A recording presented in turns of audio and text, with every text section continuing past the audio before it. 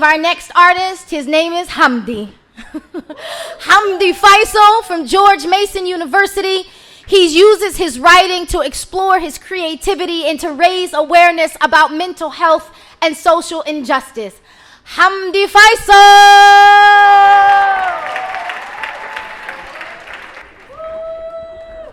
Assalamu alaikum, everybody. I said salamu alaikum, everybody. All right, I feel the love. Hanan, so sweet. Thank you, Hanan. Just a little background on me. I've been writing poetry for a couple years, about 4. I haven't really been performing too much, so it's kind of still fresh to me, so just bear with me. So this first poem, it's about policing in America and kind of just the social injustices that we face, being the minority. So let me start that for y'all. So this poem was called Blinding Blue Lights.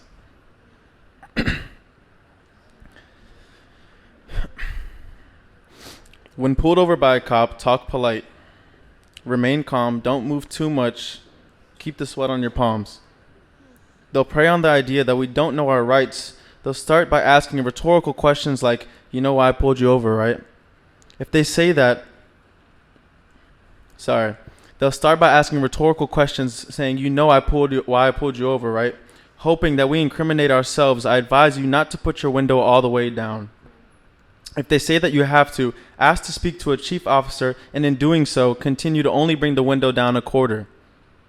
If they start to get frustrated, remind them their main focus is to protect social order, and if they're reluctant to search the car, tell them I know you're doing your job, but thanks to my Fourth Amendment, I just don't feel comfortable giving you my consentment, and now you done did it.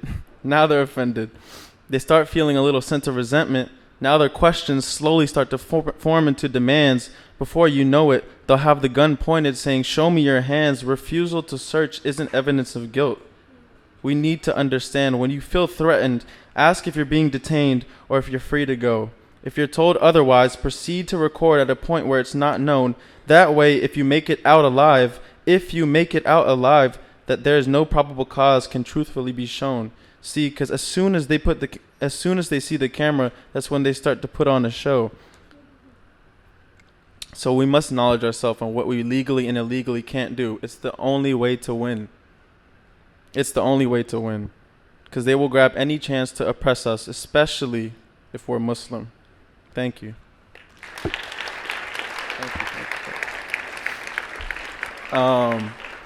So these problems that we face can kind of lead to struggles with mental health and the mental stability that we need to keep striving. And that's kind of what I like to base my poems off of, and kind of just inspire other people to keep pushing no matter what we're facing, no matter whether we're discriminated against.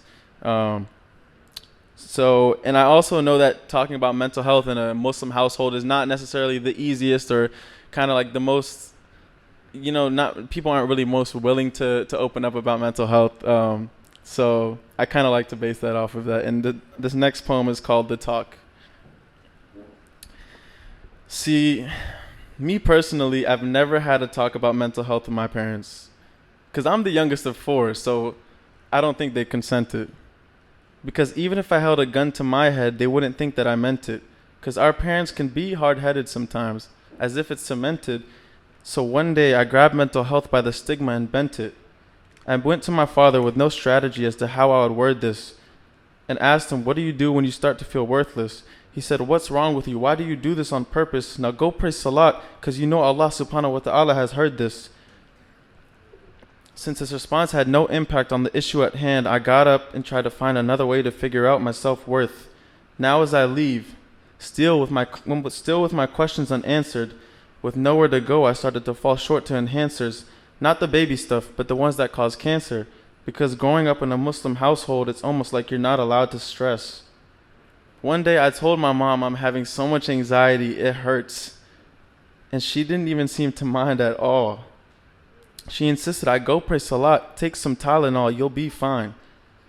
I said, no, Mom, it's not easy. It's not an easy fix. It's something stuck in my mind.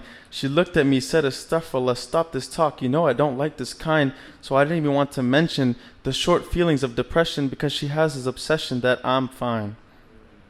And that nothing in this world can shake my spine. But what if being fine is just what I display to avoid other people's sympathy? Because who am I to have you feeling bad about any of my insecurities? So instead of getting frustrated, I left. I bought a journal and sat down. And alhamdulillah, it was one of the best things I ever did for myself, honestly. And I strongly encourage you to write as well. All of you, young, old, it doesn't matter. I encourage you to write. Sorry, give me one more. I strongly encourage you to write. Because it's therapeutic when you think you have nothing to say. Sorry, give me one moment. Thank you. So I strongly encourage you to write. I encourage you to sit down, invest in a journal, and see where the pencil takes you.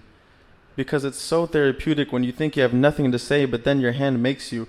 Because I can't sit up here like I haven't done all the stuff that we don't need and made excuses for it, like, don't worry, I'm just coping with life. And y'all ever done that thing where you say that thing twice? Sorry, every time I look into the audience, I start to... No, thank you guys, I appreciate it. So, because I can't sit up here like I haven't done all the stuff that we don't need and made excuses for it, like, don't worry, I'm just coping with life. And y'all ever done that thing when you say that thing twice? Because I can't sit up here like I haven't done all the stuff that we don't need and keep making excuses like, don't worry, I'm just coping with life. Thank you. Thank you. Appreciate it. I appreciate the love. So the next poem, the next two poems are from an anonymous person who I encourage them to perform it, but you know, it kind of just, everybody has their own pace and it takes time to come perform and kind of just inspire other people. So I'm honored that this person would let me perform their poem for them. So I tweaked it a little bit so that I can relate to it as well. So it's called Self-Love. Okay, today is the day I love me. I am everything. Is that how it works? Because that's how I've been doing it up until this very day. I've accepted that sometimes I simply have no say and been told to speak things into existence to ensure I have a good day. Sometimes I'll arise from my slumber in love with every single thing Allah subhanahu wa ta'ala has made me to be.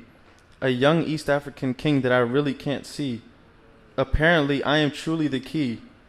I've been told I'm the key to opening the doors to love, confidence, and more, but I've learned that only I can find the moment of clarity where I begin to understand my purpose and prosperity. Some days I'll wake up clearly in love with everything about myself, and then some days I wake up not as okay. My body weighing heavier as I drag myself out of bed to go pray. Some days my head is held as high as it can. The walk I do from point A to point B might cause you to think, wow, he's feeling good today. And then comes the days where my eyes scan the floor and where I'm truly avoiding the moment where I have to stop and say, hey, because then I'm faced with the reality that although I'm blessed to see another day, I'm counting down the moments until I can go back in my corner and hide away, neglecting the world around me and all I've ever known. Constantly forcing myself to detach and separate from my phone because some days, while I'm attempting to love who I am, the self-empowerment and notes to self crumble as I scroll through my Instagram, see, because the world around us can trigger the self-doubt that is instilled in all of us. And it only comes out in hopes of seeing us fall. But like I said, with the help of some self-reflecting and self-love, those days are now rare. And every day is truly different. But in 2020, I promise I'm not playing fair. Yeah, I know. Oh, yep. Okay, that's the end of it. Thank you.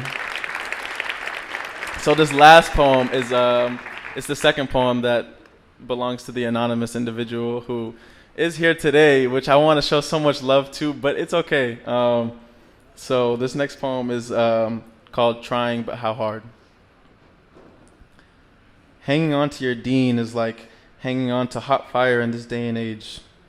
Time is running up, but we're stuck on our desires. We understand the concept of dunya, or so we say, Yet we continue to wake up every day and spend 24 more hours continuing to play. We don't take the time to self-reflect and realize who we were prior to this day. We push these thoughts out of our mind while we go out every time, and then we come home, sleep without a religious thought in our mind. We forget that in that moment our souls are half away. Yet when Allah subhanahu wa ta'ala chooses to bring us back the next day, we wake up, partake in everything the same exact way. It's hard to understand the idea that someday this will all go away, and we will be judged and held accountable for the things we used to do and the things we used to say, even the simplest tasks we do from day to day. But our attention is what matters the most. The iman in our heart is what will tell us apart. The love for our religion and putting it above everything else, like people, success, and wealth. I know it's easier said than done, but we have to convince ourselves that religion won't compromise our fun. I hope my words are taken serious. Don't let the smoothness of this pun disguise the message I intend to deliver, because regardless of my flow, I still aim to fulfill every single pillar. Thank you.